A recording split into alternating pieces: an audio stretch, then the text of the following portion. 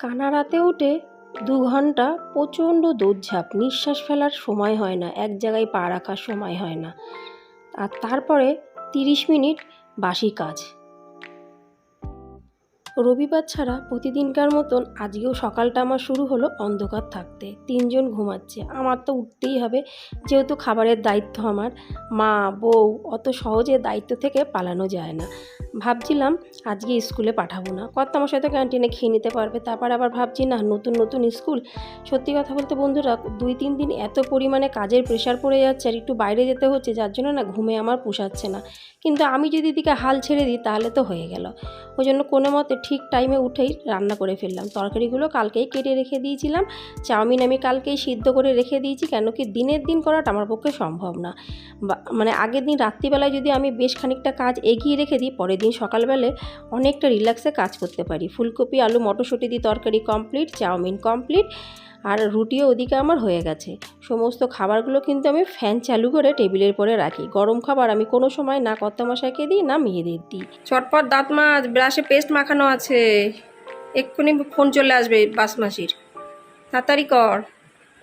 সকালবেলায় মেয়েদের ব্রাশে পেস্ট পর্যন্ত আমাকে মাখিয়ে রাখতে হয়, যদি বাই চান্স ভুলে যাই তাহলে তো আর রক্ষে নেই। যাই হোক, 2 মেয়েরই ব্রাশ করা হয়ে গেল, ফ্রেশ হয়ে গেছে। কর্তামশাইকেও দিয়ে দেবো, মেয়েদেরও দিয়ে দেবো। দেখো 3 প্লেটে বাড়ছি আমি চাউমিন, 3জনকে দিয়ে দেবো। ওরা এক এক করে এখন খাবে, খেয়ে দিয়ে তারপর ড্রেস পরা শুরু হবে। আর কর্তামশাই তো খেয়ে দিয়ে বেরিয়ে পড়বে। তো কর্তামশাই চলে গেছে, আমার বড় মেয়ে রেডি হয়ে যাচ্ছে। ও একা একা রেডি হয়ে যেতে পারে, কিন্তু এই যে ছোটোটার পেছনে কিন্তু আমার বেশ খানিকটা সময় দিতে লাগে। কবের থেকে বলছি চল চুলটা কাটিয়ে আনবো, বলছে না মাম্মা এখন না, এখন না, একটু বড় হোক। মানে আমারই ঝঞ্ঝাটাই বেশি, এটা একদম সত্যি কথা। চুলগুলো যদি ছোট থাকে একটু আশ্রে দিলাম হয়ে গেল, কিন্তু না, এর আবার নকশা বেশি। যাই হোক, স্কুলে চুল না বেঁধে গেলে আবার টিচাররা পানিশমেন্ট দেবে, চুল তো বাঁধতেই হবে। ওই জন্য ওকে একটু বেঁধে দিলাম, একা একা তো চুল বাঁধতে পারে না। তা যাই হোক, এবার আস্তে আস্তে করে ওরা দুজনেই রেডি হয়ে গেছে। ওরা দুজন বেরিয়ে যাওয়ার পরে আমার কিন্তু অঢেল কাম আছে, যেটাকে বলা হয় বাসি কাজ। তা ওরা রেডি, ওরা এখন বেরিয়ে পড়ছে, আর তার সাথে আমার বান্ধবীর মেয়েও বেরিয়ে পড়লো।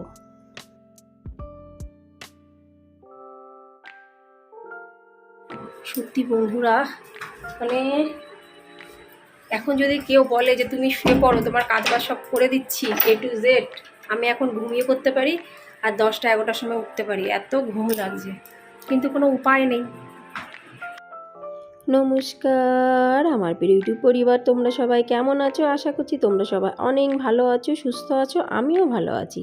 আমি সুপ্রিয়া, আমি তোমাদের সবাইকে আমন্ত্রণ জানাই নাসিকের ঘরকন্যার আরেকটি নতুন ব্লগে। যে যে প্রান্ত থেকে আমার ভিডিওটি, আমার ব্লগটি দেখছো, আশা করছি তোমরাও সবাই অনেক ভালো আছো। এই যে 3জন মানুষ যখন ঘরের থেকে বেরায়, তখন ঘরের হাল একদম বেহাল করে তারপরে যায়। আমি কিন্তু রাত্রিবেলায় প্রতিদিন ঘরদোর একদম ঝাঁ চকচকে রাখার পরেই তারপরেই শুতে যাই। জানি না এই কিছুক্ষণের মধ্যে যে কী করে ঘর এলোমেলো হয়ে যায় আমি বুঝি না। আমার ঘরের পরিস্থিতি কিন্তু খুবই খারাপ, শুধু আজকে বলে না, সেটা প্রতিদিনই থাকে। এখন আবার সেইগুলোকে আবার ঠিকঠাক করে রাখতে হবে। মানে একই কাজ কিন্তু বারবার করতে হয়, তবুও কিন্তু বিরক্তি হই না। আমার তো সেটাই মনে হয়, কারণ কি আমি তো জানি নোংরা হবে, পরিষ্কার করব, আর এটাই বাস্তব। নোংরা হয় তবেই তো পরিষ্কার করি। পরিষ্কার জায়গায় কেউ কি মানুষ পরিষ্কার করে?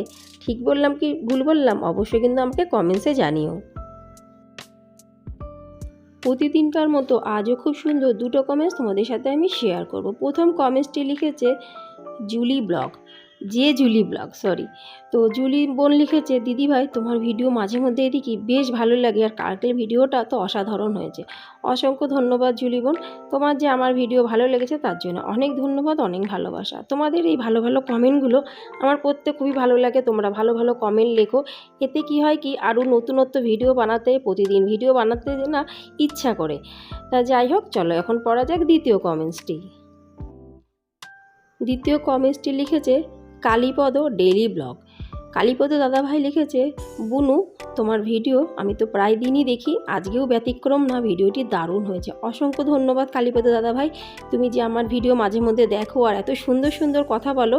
আর সব থেকে বড় কথা, কালীপদ দাদাভাই আমাকে বুনু বলে ডাকে, সেটা কিন্তু আমার বেশ ভালো লাগে। নিজের তো আমার দাদা বোন ভাই বলতে কেউ নেই, কিন্তু এই প্ল্যাটফর্মে এসে আমি কিন্তু অনেক নাম পেয়েছি। দাদা মানে অনেক পরিবার পেয়েছি, দাদা পেয়েছি, বোন পেয়েছি, দিদি পেয়েছি, এই পরিবার কিন্তু অনেক কিছুই দিয়েছে, মানে ইউটিউব পরিবার। যাই হোক, কালীপতি দাদাভাই তোমাকে অনেক ধন্যবাদ, অনেক ভালোবাসা। যে বন্ধুরা আমার ভিডিও দেখে কমেন্টস করেছো তাদেরকে অনেক ধন্যবাদ, অনেক ভালোবাসা। আর যারা শুধু ভিডিও দেখেছো তাদেরকেও অনেক অনেক ধন্যবাদ, অনেক অনেক ভালোবাসা। ব্রাশ করা হয়ে গেল, এবার আমি আগে চা খাবো। আজকে না চা খাওয়ার জন্য মুখটা চুকপুক চুকপুক করছে, কিন্তু তার সাথে সাথে আমি আবার আজকের থেকে ব্যায়াম করাও শুরু করব। আর 2-3 দিন ধরে বিকালবেলায় আমি জিমে যাচ্ছি। আমাদের এখানে দুটো জিম আছে, মানে 2 ধরনের জিম আছে, একটা আউট জিম আছে, একটা ইনডোর জিম আছে। তাই ইনডোর জিমে আমি যাই না, আমি ওই যে আমাদের পোডিয়ামের এখানে যে জিমগুলো হয় আউটিংয়ে, সেই জিমগুলোতে আমি যাই। তো এখন অনেকে তোমরা ভাবতে বলো কেন আমি জিমে যাচ্ছি। জিমে যাওয়াটা কিন্তু রোগা মোটা হওয়ার জন্য না। এই যে সারাক্ষণ ধরো মোবাইলে কাজ করি, হাত পাগুলো না কেমন একটা অস্বস্তি লাগে, ভার ভার হয়ে যায়। আর একটু যদি আমরা হাঁটা চলা জিম করি তাহলে কিন্তু শরীরটা বেশ হালকা পাতলা লাগে। ওই জন্য আমি ঠিক করি যে আজকের থেকে আবার আগে যেমন করতাম, ব্যায়াম করতাম ডেইলি, সেটা আজকের থেকে শুরু করব, কিন্তু চাটা খাওয়ার পরে। তোমাদের সাথে একটা ভালো কথা শেয়ার করছি, মানে অনেকেই তোমরা হাসবে কথাটা শুনে। আগে আমি খুব টোস্ট বিস্কুট খেতাম, এখন টোস্ট বিস্কুট খাওয়াটাকে ত্যাগ করে দিয়েছি। এখন অন্য ধরনের বিস্কুট খাই, নিউট্রিচাম। এটাও কিন্তু বেশ ভালো লাগে, একটু ভুসি ভুসি টাইপের লাগে। অনেকেই পছন্দ করে, অনেকেই পছন্দ করে না। আর এটাতে না একটু মিষ্টির ভাব কম আছে, আমার কিন্তু বেশ ভালো লাগে। ওই জন্য চা খেতে গেলে আগে যেমন একটা করে টোস্ট বিস্কুট নিতাম, এখন এই নিউট্রিচাম আমি 2টো করে নিই। 2টো আমার পুরোপুরি লাগে না, 1.5খানাতেই হয়ে যায়, তাও মোটামুটি 2টো করেই নিই ধরো। আর একজন আমাকে লিখেছে, দিদিভাই তুমি এই কালো চায়ের পটটা কবে পাল্টাবে? সেদিনকে গেছিলাম চায়ের পট কিনতে গো, কিন্তু এত পরিমাণে দাম পড়লো। আর তার থেকেও বড় কথা, কালো চা বানাতে গেলে বেশ কিছুদিন হওয়ার পরে কিন্তু যে কোনো পটই কালো হয়ে যায়। আর যখন চলতে থাকুক, যখন নিতান্ত দেখা যাচ্ছে যে একদমই মানে হচ্ছে না, তখন আমি অন্য নিশ্চয়ই কিছু না কিছু ইউজ করব চা বানানোর জন্য। এখন হলো একদম আরামের সময়। এই সময় আমি কোনো দিকে তাকাই না, আরাম করে বসে চা খাই। হ্যাঁ, টিভিটা দেখলে একটু ভালো হতো। সকালবেলায় বেশ আমার না পুরোনো আমলের গান শুনে চা খেতে বেশ ভালো লাগে, কিন্তু কিছু করার নেই। সবসময় টিভি চালাবো সেটাও একটা আলিস্যিপানা হয়ে গেছে। আর টিভি না দেখে দেখে একটা অভ্যাস হয়ে গেছে টিভিটা না চালানোর। কিন্তু যখন যদি খুব মন খারাপ লাগে তখন আমি গান শুনি। তা যাই হোক, এখন সকালবেলায় তো মন খারাপ, নিঃশ্বাস নেওয়ার সময় হয় না, চাটা যে আরাম করে খাচ্ছি এটাই অনেক বড় কথা। চা খাওয়ার পর্ব শেষ, তারপরে এবার আমি কিছুক্ষণ একটু ব্যায়াম করব। আজকে বেশি ব্যায়াম করব না, যেহেতু অনেক দিন পরে করছি। বেশি করলে নিজেরই শরীরে ব্যথা করবে, মাংসপেশিগুলো ব্যথা করবে। শরীর ব্যথা করবে মানে মাংসপেশিগুলো ব্যথা হয়ে যায়। ওই জন্য খুব হালকা ফুলকা ব্যায়াম করব, আস্তে আস্তে করে ব্যায়ামের মানে কাউন্টিংগুলোকে বাড়াবো। আর এইগুলো যদি প্রতিদিন করি, এটা পুরো গ্যারান্টি বন্ধুরা। তোমরা যদি কেউ ঘরে হালকা ফুলকা যে কোনো ব্যায়াম যদি করতে পারো, কিন্তু এমন কোনো সময় করো না যে ব্যায়ামগুলো করলে আমাদের শরীরে হানিকারক হয়। কেন কি সব কিছুর জন্য সবার জন্য না, এই কথাটা সবসময় আমাদের মাথায় রাখতে হবে। দূরের থেকে দেখলে অনেক কিছু সোজা মনে হয়, কিন্তু সবার বডি কিন্তু সব কিছু নিতে পারে না। ওই জন্য যে কোনো কাজই আমরা করব, মানে যে কোনো ব্যায়ামই আমরা করব, যদি করি নিজের শরীর অনুযায়ী, যেখানে মনে হচ্ছে যে এটা করলে ব্যথা হচ্ছে, তখন কিন্তু সেই ব্যায়ামটা একদমই কোনো দিনও করতে নেই। যাই হোক, হালকা ফুলকা ব্যায়াম করার জন্য বসে পড়েছি। যতটা সময় দিতে পারবো দেবো, তারপরে আমি উঠে অন্য কাজ করতে শুরু করে দেবো। আমরা বেশিরভাগ গৃহিণী পুরো দুনিয়ার কাজ করি, কিন্তু নিজের জন্য সময় আমরা বের করতে ভুলে যাই। এটা শুধু আমি বলে না, বেশিরভাগ গৃহিণীরাই তাই করে। আর এটাই আমরা সবথেকে বড় ভুল করি। যাই হোক, ভুল যখন করেছি সেটাকে শুধরানোর দায়িত্ব আমার। আস্তে আস্তে করে শুধরাবো। অনেকটা সময় আমার নষ্ট গেছে, যার জন্য আমার প্রচুর পরিমাণে আমার শরীর খারাপ গেছে। আর মানুষের জীবনে কোনো কিছু ক্ষতি না হলে মানুষ তার মূল্য দেয় না। তা অতটা ভুগেছি, মানে এতটা ভুগেছি, যার জন্য বুঝতে পেরেছি যে আমি যদি ভুগে থাকি তা সংসার গেল। আর সংসার যাওয়া মানেই তো আর দেখতে হবে না। ওই জন্য নিজেকে সুস্থ রাখা খুবই প্রয়োজন। কিছুটা ব্যায়াম করলাম, আর এগুলো কালকে জামা কাপড় দেখো, এগুলো রাতে তুলবো ভাবলাম, কিন্তু ওই যে সময়ই করে উঠতে পারিনি। এখন ফটাফট তুলে এগুলোকে ভাঁজ করব। এইগুলো যদি আমি ঘরের মধ্যে গিয়ে এক গাদা করে রেখে দিই, তাহলে যে কবে ভাঁজ করব তার কোনো ঠিক ঠিকানা নেই। আমি নিচে তাকিয়ে দেখছি, আমাদের সামনে এই যে খালি জায়গাটা দেখতে পাচ্ছ, প্রচুর মানুষ কিন্তু এখানে ওয়াকিং করে। আমার না সকালবেলা এখন আর ওয়াকিং করতে যেতে ইচ্ছা করে না, সেই সময়টাই পাই না। তা যাই হোক, কিছু করার নেই, সব কিছু তো আর একবারে করতে পারবো তার কোনো মানে নেই। যতটুকু সম্ভব ততটুকু করব, এদিকে সময়টাও যাতে নষ্ট না হয়, আর এদিকে আমার কাজগুলোও যেন ফটাফট হয়ে যায়।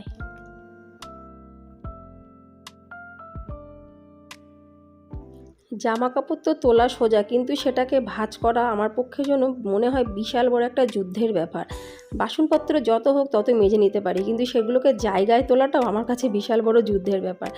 তোমাদের কেমন লাগে অবশ্যই আমাকে কমেন্টসে জানিও। এই দুটো কাজ আমার এত বড় লাগে, ওই জন্য আমি যখনই সময় পাই তখনই এই জামা কাপড়গুলোকে তোলার সাথে সাথে ফটাফট ভাঁজ করে রাখি আর জায়গাটা জায়গায় তুলে দিই। আর ঠিক বাসন টাকার ক্ষেত্রেও কিন্তু তাই বন্ধুরা, বাসন না সকালবেলাকার বাসন আমি যতক্ষণ না উঠাতে পারবো জায়গাতে ততক্ষণ না আমার শান্তি লাগে না। নাহলে একবার যদি পড়ে থাকে তাহলে সেই উঠাতে উঠাতে অনেকটা বেলা হয়ে যায়।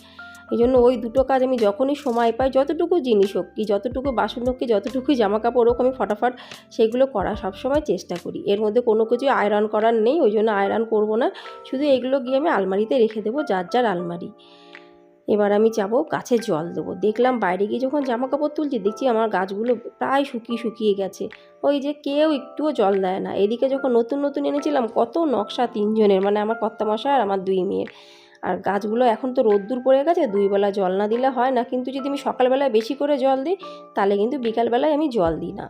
আবার যদি সকালবেলায় অল্প জল দিই তাহলে আমি বিকালে জল দিই, কিন্তু আজকে বেশ খানিকটা আমি জল দিচ্ছি, বিকালবেলায় জল দিতে আমার আর হবে না। আর যে পাকা পাকা পাতাগুলো আছে সেগুলোকে আমি ছেটে ছেটে ফেলে দিই। পাকা পাতা কিংবা শুকনো ফুল গাছের মধ্যে কিন্তু রাখতে নেই। হ্যাঁ, অবশ্য সব কিছু সময় সাপেক্ষ, যদি সময় না হতো অবশ্যই আমি এই কাজ করতাম না, যেহেতু আমার হাতে এখন সময় আছে আর আমি এই সময়টা পুরো রিল্যাক্সে কাজ করি।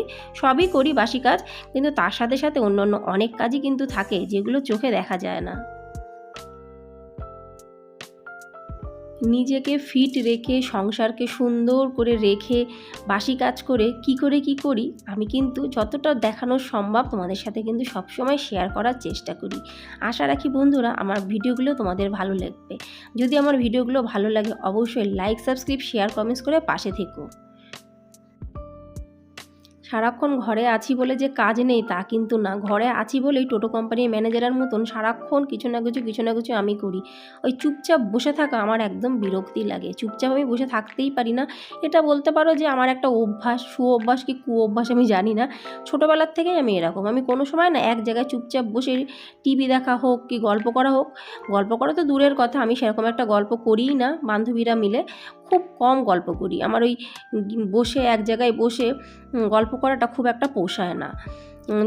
মানে প্রয়োজন অনুযায়ী আমি কথা বলি। আর মানুষ বুঝে, সবথেকে বড় কথা, সবার সাথে কিন্তু গল্প করা সম্ভব হয় না, মানুষ বুঝে কিন্তু গল্প করতে হয়। কেন কি এখনকার যা সময়, কোন কথার কি মানে কে কী নিয়ে নেবে কেউ কিন্তু জানি না। তো ওই জন্য আমি মানে কথা বলি সবার সাথেই, খুবই সীমিত। কবের থেকে ভাবছি এই যে ম্যাটটা দেখতে পাচ্ছ, ম্যাটটা খুবই সুন্দর, কিন্তু ম্যাটটার এই যে পেছনের পজিশনটা এটা না রবারের, কাচতে পারছি না। কাচতে গেলে, শুকাতে গেলে যে রবারের জায়গাটা না উঠে যাবে, ওই জন্য মাঝে মধ্যেই ভালো একটু রোদে দিই আর তার সাথে সাথে ঝাড়ি, বেশ নোংরা উঠে যায়। কিন্তু কাচার যে একটা সুবিধা যে বেশ জিনিসটা চকচকে করবে, কেনার সময় বুঝতে পারিনি, হট করে কিনে নিয়েছিলাম, কিন্তু ঘরে আনার পর তারপরে দেখলাম এটা রবার আছে, রবার জলের মধ্যে দিলেই তো কেমন চিপকা হয়ে যাবে। যাই হোক, যতটুকু সম্ভব এখন আমি বাসি কাজ ঝটপট করে ফেললাম। বাকি থাকলো এই যে বিছানা তোলাটা। বিছানা তুলতে গেলে প্রচুর সময় যায়। তোমরা অনেকেই ভাবছো এ বাবা এত গরমের মধ্যে এখনও কম্বল চাদর সব আছে, বিছানার চাদর। হ্যাঁ গো বন্ধুরা, হাসির কোনো কিছুই নেই, এটা অতি বাস্তব। আমরা ফ্যান চালাই, কিন্তু ফ্যান চালানোর সাথে সাথে গায়ে দিতে হয়। এটা নাসিক, পাহাড়ি জায়গা, ফ্যান না চালালেও চলে, এমন না যে বিশাল গরম পড়েছে যে লাগছে, তা কিন্তু কিছু না। গরম পড়বে, এখানেও গরম পড়বে, কিন্তু তার সময়টা এখনও অনেক দেরি। ঝটপট করে কিভাবে আমি সমস্ত বাসি কাজবাজ করে নিলাম তোমাদের সাথে আমি শেয়ার করলাম যতটুকু সম্ভব। 30 মিনিট, খুব বেশি হলে 35 মিনিটের মধ্যেই কিন্তু আমি করে নিয়েছি। তাহলে বন্ধুরা আজ আর বেশি ভিডিওটা বড় করছি না। আশা রাখছি আজকের এই ভিডিওটি তোমাদের ভালো লাগবে। যদি এই ভিডিওটি ভালো লেগে থাকে অবশ্যই লাইক, সাবস্ক্রাইব, শেয়ার, কমেন্টস করে কিন্তু আমার পাশে থেকো। তোমাদের সহযোগিতা আর বড়দের ভালোবাসা, আশীর্বাদ ছাড়া আমার পক্ষে এগোনো সম্ভব না। তাহলে আজ এই পর্যন্তই, আবার তোমাদের সাথে দেখা হবে পরবর্তী ব্লগে। ততক্ষণের জন্য নমস্কার।